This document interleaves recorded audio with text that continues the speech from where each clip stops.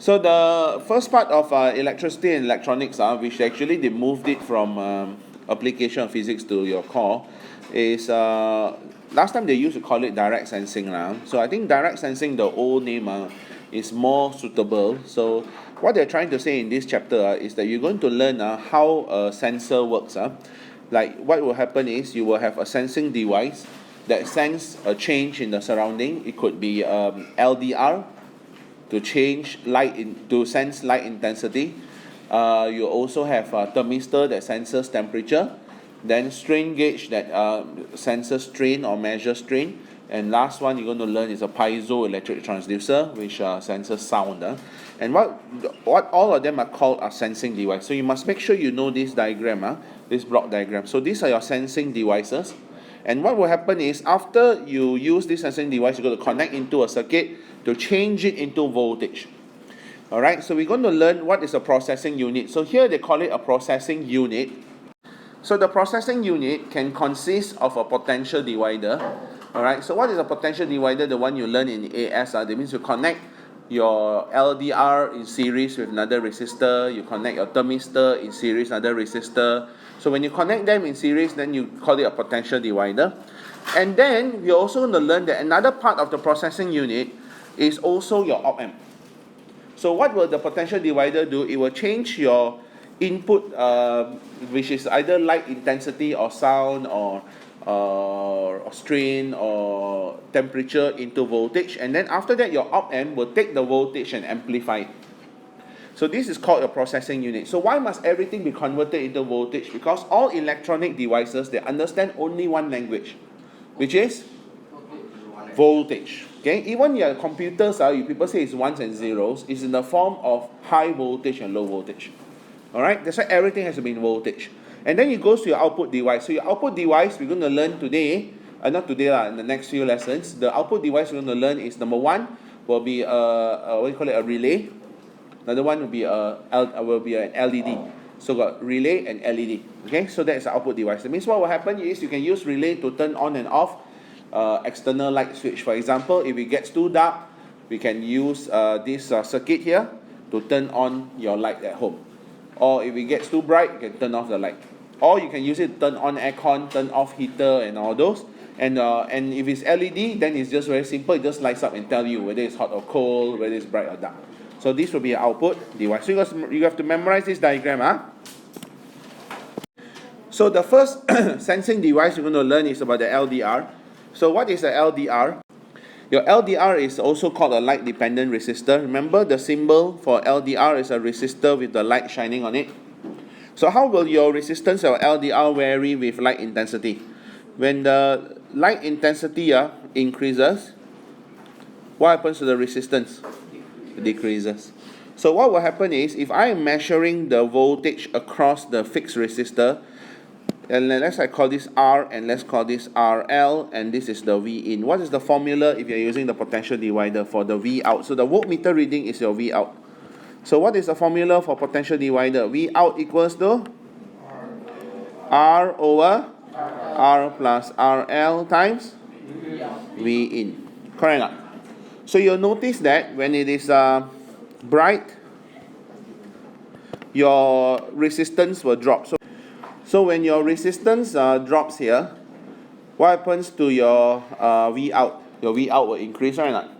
So therefore, when it's bright, that means when the light intensity is high, the voltmeter reading will increase. But when it's dark, then what will happen is the resistance will increase. So if the resistance increases here, your V out will decrease. So that means when the light intensity drops, that means it's dark, your V out also will drop. Now don't forget, you can reverse the function, because right now the function is when light intensity increase, voltmeter reading increase, light intensity drops, voltmeter reading drops. Let's say you want it to have an inverse relationship. When the light intensity increases, the voltmeter reading drops. Light intensity decrease, voltmeter reading increase. Then what should we do?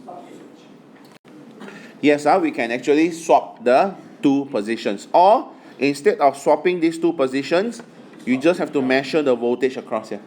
Because if we measure the voltage across here, let's call this V1. What's the equation for V1? RL over RL plus R times your V in. So which means to say now, when it is bright, your RL will drop. Maybe I should label this as your RL. So your RL will drop. So if your RL drops, what happens to your V1? Also drop. So that means when it's bright, your output is low. Okay, so it is a reverse function. So usually, how can we program this circuit to turn on or off external light, right? Usually when the output is high, then we'll turn on the light. Like in this original diagram, which is here, light intensity high, voltmeter reading high, so it means you're turning it on when it's bright. So when would you use this? A bit ridiculous, but it could be in the office when daytime, you want it to automatically turn on, right? Nighttime, when everybody go home, automated off in case people forget to turn off the switch. Yeah, but not every company got OT lah. Okay, but anyway, if you want it to work the other way around, that means if you want it to turn on when it's dark, then we just measure this out. Because when it's dark, your RL will be high, so your V1 will be higher, so that means your light will turn on. Okay, so it depends on what you want, you can actually reverse the function. Now remember for thermistor, when the temperature increases, the resistance decreases. Okay, so this is your second sensing device. Just now we talk about LDR, now we talk about thermistor. So if you connect into a circuit like this, and if I give you this is R, this is RT, and this is V in, and this is V out, what's the formula for V out? R over R plus RT times V in. So in other words, when it is hot here, your RT is low, right? When it's hot. When RT is low, what happens to your V out? Also high. It means temperature high, output high. But if let's say you want to reverse the function, again we should measure the other side. Then your V1 will be RT over RT plus R times your V in. So now, when it's hot, what will happen is the RT is low, so this too low, so your V1 is high. So then now you will have a higher voltage when it's hot. So when do we use this? Depends. If you are talking about in cold countries, when you want to turn on the heater, then we will use this circuit. Okay, this circuit. Alright, this side. Because now when it's cold, okay, when it's cold, the resistance will be high, right? When it's high, when the resistance is high, your output is high, so you can turn on your heater. But if you want to use it in hot countries, then we use this side. So that when the temperature is high, the resistance is low. So when resistance is low, your output reading is high. So then you can turn on the aircon. Okay, so it depends on how you want to set up the circuit. A piezoelectric transducer is a device that converts sound to electricity or electricity to sound. Because piezo means pressure, which is variation. Because variation in pressure is actually sound wave. Because sound waves comprises of compression and rarefaction of the air molecules, so the pressure will change. So therefore, your piezo refers to sound. So piezoelectric transducer, by the way, transducer means a device that converts energy from one form to another. So piezoelectric transducer means converts sound to electricity or electricity to sound. Both ways is okay now. So we're going to explain this under the use for microphones. So microphones, they will change it from sound to voltage. Then later on, we can extend this to ultrasound. Ultrasound will convert voltage to sound, but using the same device. Okay, so a piezoelectric transducer must have a piezoelectric crystal, such as quartz. So in the quartz, in this crystal here, you have all these molecules. And then this is a thin layer of crystal. And then what you do is usually have two silver electrodes that you actually coat on both sides. So why you use two silver electrodes? I explain to you now. Now, first of all, if you examine just the structure of the molecule here, it will consist of this. You have a positively charged silicon ion bonded to 4 negatively charged oxygen ion. But this is neutral because molecule is neutral. And if you consider the center of positive charge, since there's only one positive charge here, so the center of positive charge is also right in the middle, right? But these remaining 4 negatively charged oxygen ion, they actually form a nice symmetrical pyramid like this, such that the center of the pyramid is exactly at the center here also. Exactly at the center here also. So in other words, under normal situations, when the crystal is not stressed, that means you never compress, never extend it, the centers of positive and negative charge will coincide. Now, number 1 is not charged. Number 2, there's no polarity. That means a molecule can have a polarity even though it is not charged. Meaning to say, if the center of positive charge and the negative charge don't coincide, then you have a polarity. Either like this or like this. Then you have a polarity across the molecule. But see, if your positive and negative coincide, then there's no polarity. So here we're saying that it has no polarity at first. So then what we'll do next is, we're going to look at how it works if you compress it. So, like I was telling you, normally if you put the crystal and if you don't compress or don't extend it, there's no polarity. But let's say you compress it. When you compress it, actually what happens is, let me just zoom in bigger, this one. When we compress it, the center of positive charge will actually move down. And the center of negative charge will actually move up.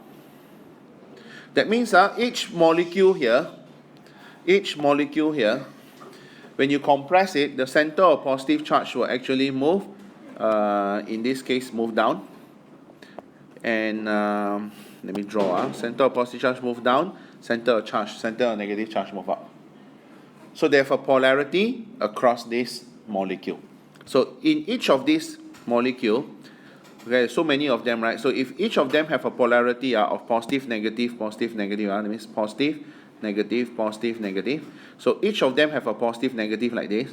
So overall, on top will be negative. And overall, at the bottom will be positive. Do you understand? So then what we do is, let's say we connect it across a voltmeter. Because this polarity is negative now. Its polarity not charged. It's not charged. Its polarity is negative. What will happen is the electrons on the silver electrode here will get repelled by the negative polarity, right? So it moves away. So when it moves away, this side will be less electrons, so it becomes positive. But this side will gain the electrons, so this side becomes negative. So the voltmeter will show you a reading. But if let's say you were to do the opposite one, which is now you extend it. So when you extend it, it will move in opposite direction. Meaning to say, originally, remember, the top is negative, bottom is positive. So now the top is positive, bottom is negative. This is a polarity. So in each of the molecules, the top is positive, bottom is negative. Alright, so each of them will be like this. So that means that overall, the bottom polarity will be negative, top will be positive. So if we connect a voltmeter like this, then the electrons at the bottom electrode will get repelled. So they will move away and come to here, which is positive. So this side will lose electrons, so it's positively charged. This one will gain electrons, so it's negatively charged. So the electrodes are the one that is charged. But the crystal is just having a polarity. Understand? So if you are talking about sound waves, that means it comprises compression and rarefaction of the sound, of the air molecules. That means your crystal, which is here, will actually get compressed and extended. So first it's compressed, then extend. Alright, so I'll show you. So it will fluctuate. That means it will alternate between compression, extension, compression, extension, compression, extension. So which will generate alternating voltage. So you're converting into alternating voltage. In the case of ultrasound, that means if let's say you want to generate ultrasound, then we will connect this side to an alternating voltage supply. And ultrasound means frequency more than 20 kilohertz, because maximum we can hear is 20 kilohertz. So anything above 20 kilohertz is called ultrasound. So let's say you give it above the frequency, let's say 21, but bigger than 20 kilohertz. So let's say we give it 21 kilohertz. So the frequency here, as it alternates between positive, positive, negative, and negative, positive. So what will happen is, whenever this is positive and negative, it will be the same as this. It will be compressed. But when this one switches to negative, positive, then it will follow this one. Okay, it will follow this, where it will extend. So if you alternate positive, negative, and negative, positive, it will compress, extend, compress, extend. So the vibration will generate ultrasound.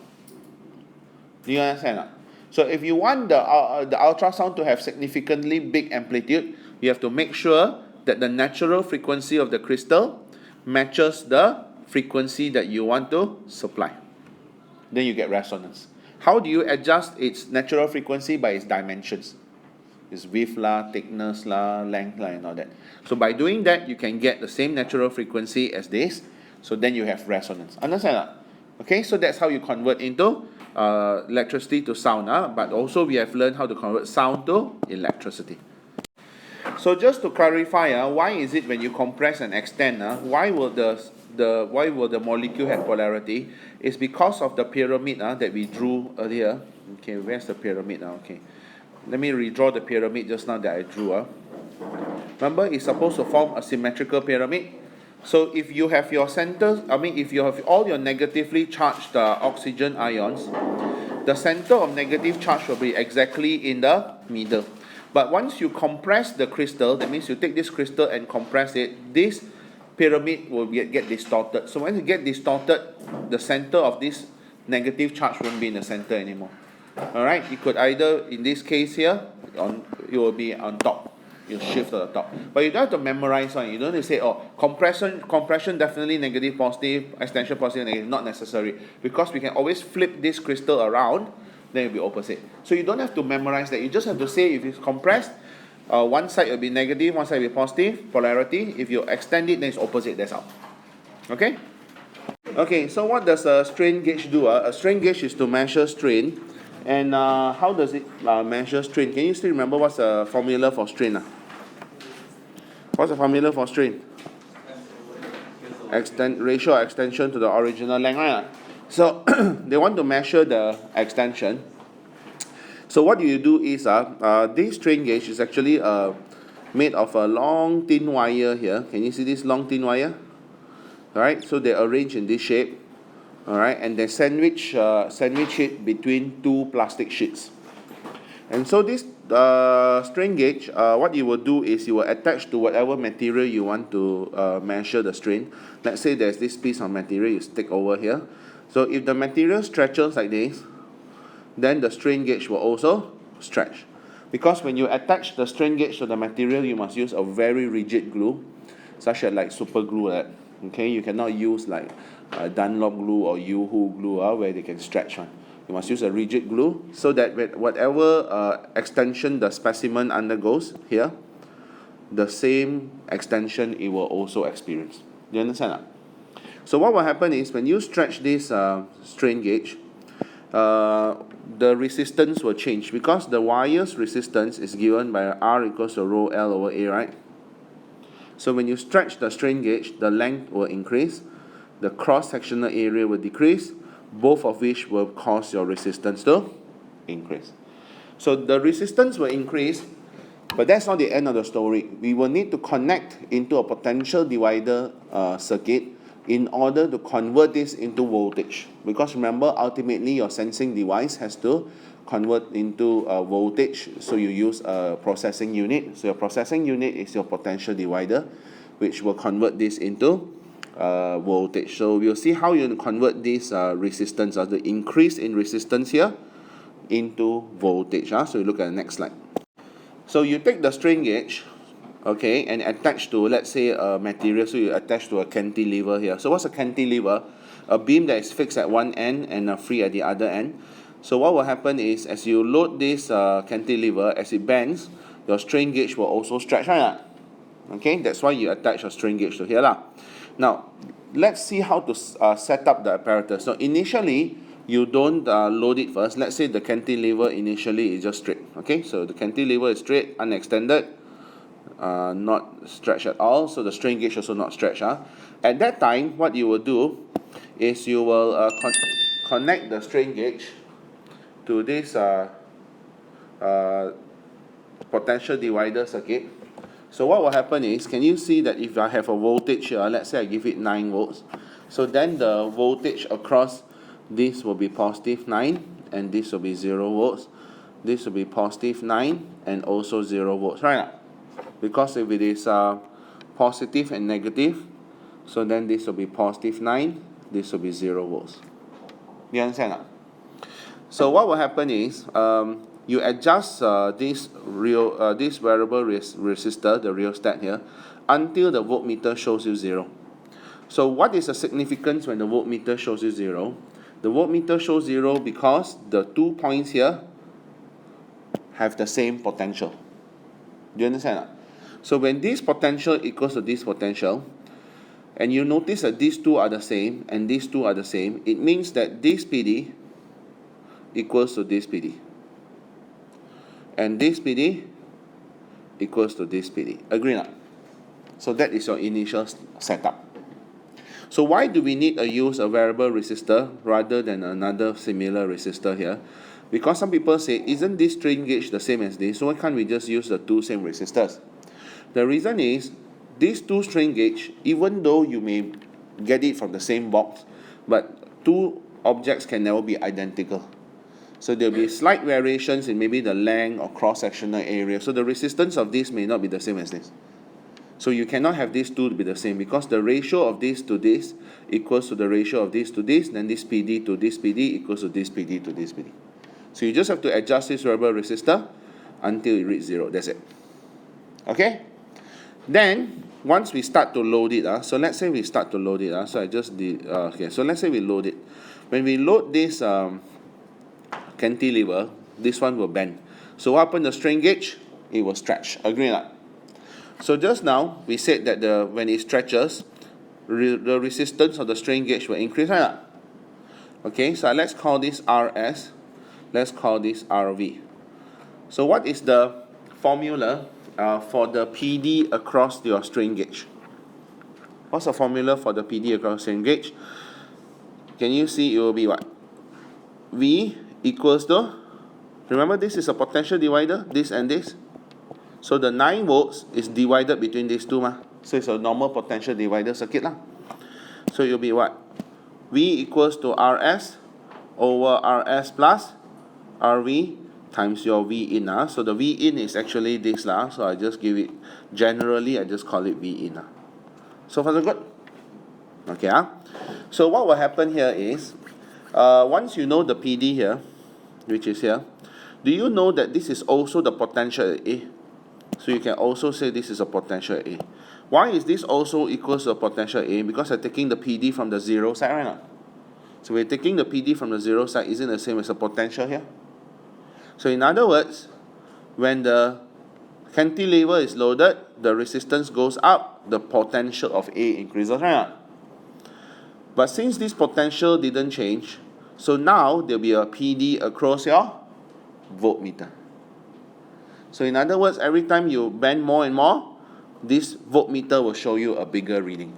So you have converted your strain into voltage. But then some people ask me, why do I bother doing this? Why do I bother having these two potential dividers? Since the potential at A already increases when the cantilever is loaded, so I should just take this PD. Why I want to take this PD, right? Because this PD also will change when the cantilever is loaded. Why I take this side, not this side? There's a reason why you need a second strain gauge. Now, this second strain gauge is to compensate for any changes to the first strain gauge due to like fluctuations in temperature or external conditions. You know why? Okay, now if let's say you only had one strain gauge, that means you only got this parallel circuit, you don't want this because you want to save a bit of money, so you don't want this. And strain gauges are not cheap. Even a tiny one can cost about 30-40 ringgit minimum, one piece. And you only use once and throw away. You cannot recycle it. You know why? Because once you use super glue to stick onto the material, Then after that, once you peel off, the super glue will be sticking to the strain gauge, so you cannot reuse. So it's use one time and then throw away. So it's expensive. So you want to save money, you get rid of this strain gauge. Then you have a problem. You know why?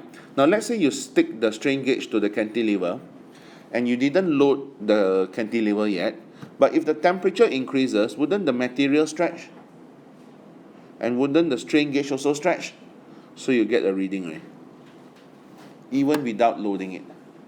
But if let's say you have two potential divider circuits, if the temperature increases causes the first strain gauge to stretch, the second strain gauge will stretch by the same amount, so they will cancel out each other's effect. So the PD between these 2 points still remain the same. So any difference in temperature, there will be a change in length here, also change in length here, so your voltmeter reading still remains 0, so there's no reading. So then there will be no fluctuations during the reading. If let's say you don't have this, you just connect here. So as you are stretching this and the temperature fluctuate, you notice your voltmeter reading will also fluctuate. If you only measure here lah. But if you measure here, then there will be no fluctuation.